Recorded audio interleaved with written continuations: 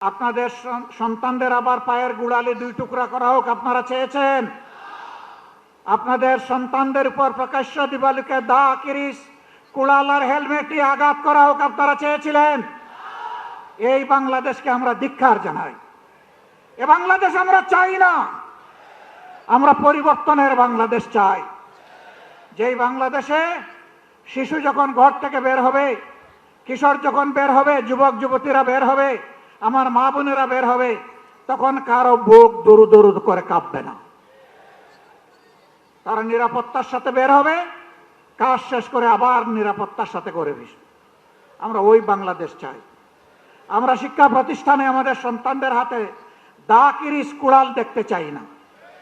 আমরা খাতা এবং কলম দেখতে চাই।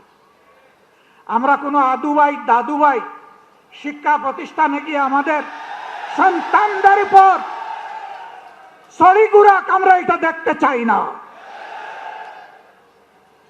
এই সংস্কৃতি বন্ধ করতে হবে।